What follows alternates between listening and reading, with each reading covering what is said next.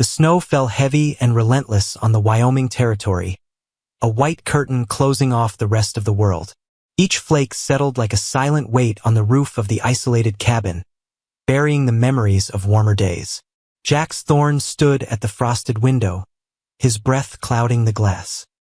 He was a man built of sharp angles and scar tissue, his reputation as a gunslinger having long preceded him into this valley. But the Colt peacemaker hanging on the back of his chair had remained cold for 2 years, ever since the fever took Clara.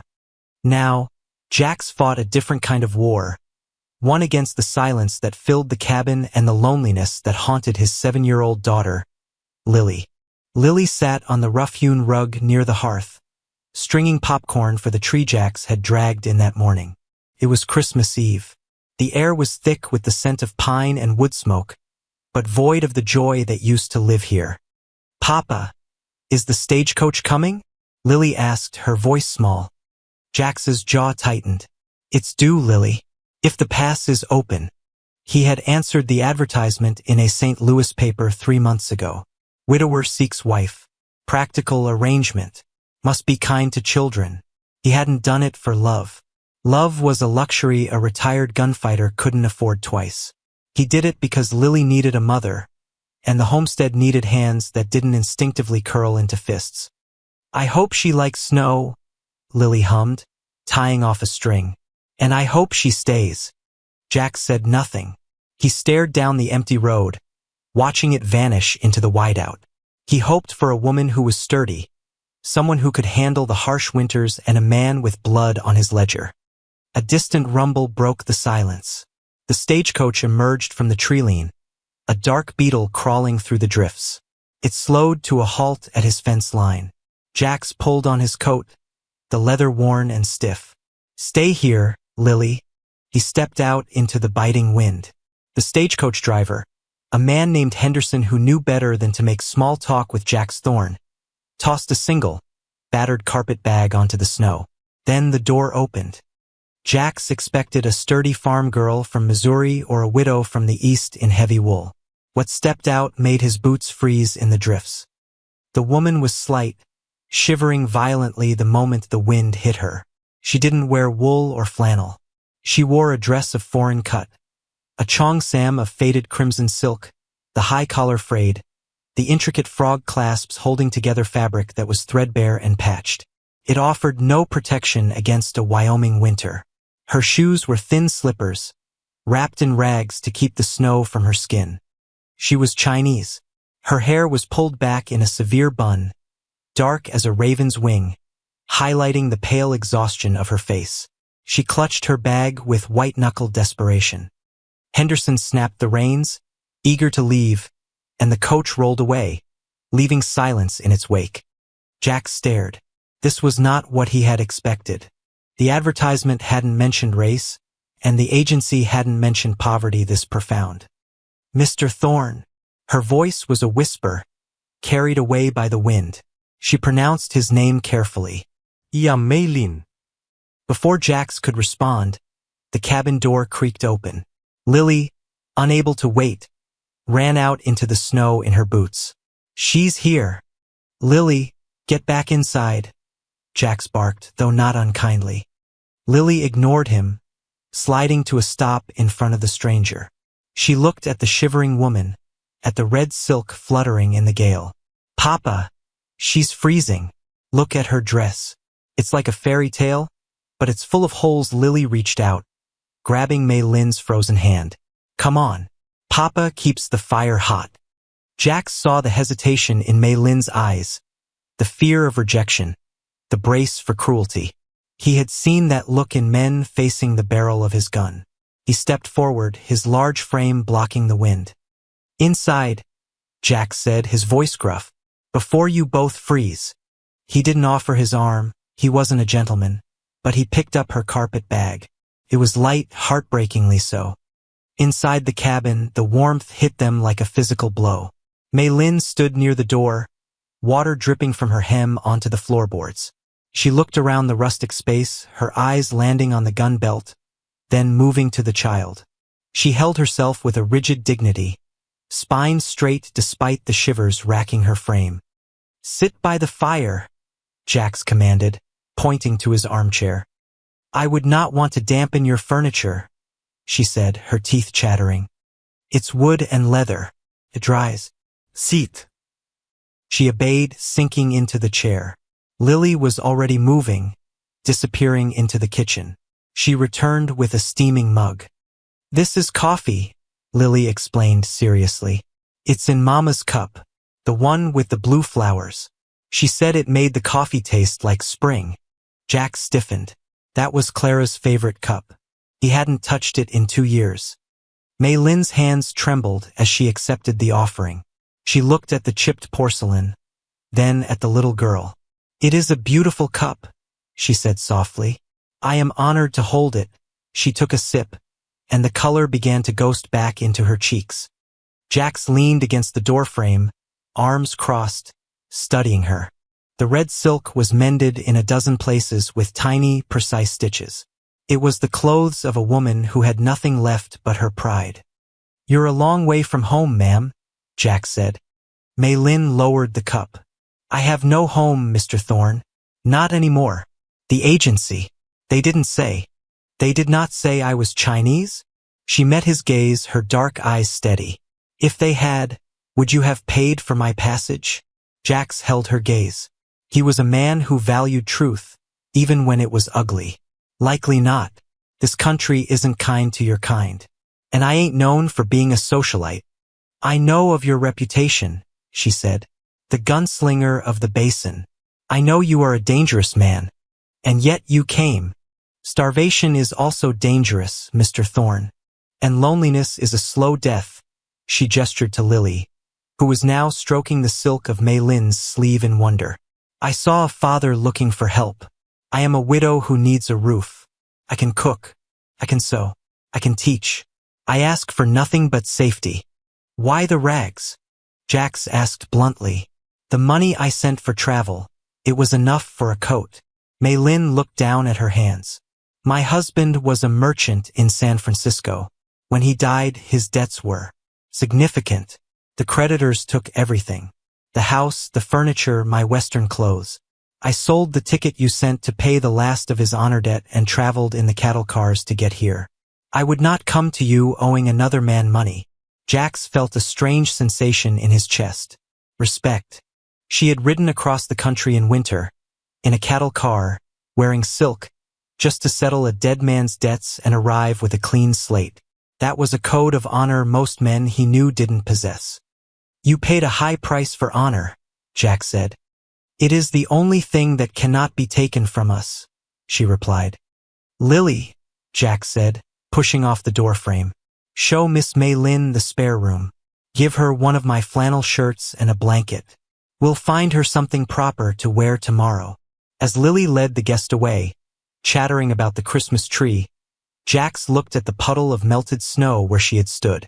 He had expected a servant. He had received a survivor. The next few days fell into a rhythm that Jax hadn't anticipated. He expected an adjustment period, tears, perhaps complaints about the harsh conditions. Instead, Mei Lin moved through the cabin like a quiet storm of efficiency. She wore Jax's oversized flannel shirt, belted at the waist with a piece of rope, the sleeves rolled up to reveal slender but capable forearms. She didn't try to change their lives. She simply elevated them. The stew that night had spices Jax didn't recognize, coaxing flavor out of the dried venison. The chaotic pantry was reorganized. But it was her interaction with Lily that unsettled him most. Jax watched from the barn doorway as Mei Lin sat with Lily on the porch, wrapped in blankets. Mei Lin was teaching her how to cut paper into intricate shapes. In my culture, Mei Lin was saying, her voice melodic, we use red paper for luck, but newspaper will do. It looks like a snowflake that doesn't melt, Lily exclaimed, holding up a jagged cutout. It is an endless knot, Mei Lin corrected gently. It means long life and happiness. Papa needs happiness, Lily said, her voice dropping to a conspiratorial whisper. He's sad since Mama died. He cleans his guns when he's sad. Jack stepped back into the shadows of the barn. He looked at his hands, scarred and rough. He had forgotten how to be anything other than a protector. He provided food, he provided shelter, he provided safety. But happiness? That was a language he had forgotten how to speak. On Christmas morning, the world was buried in diamond dust. The sun broke over the peaks, blindingly bright. Lily was up before dawn, shaking Jax awake. Papa, Papa, it's Christmas. They went into the main room. Under the tree, wrapped in brown paper, were a few small things Jax had bought in town months ago. A new slate for school, a ribbon, a bag of peppermint sticks. But Lily ran to a small object resting on the mantel. It was a doll, sewn from the scraps of the red silk cheongsam and stuffed with dried moss. The face was embroidered with delicate thread, smiling.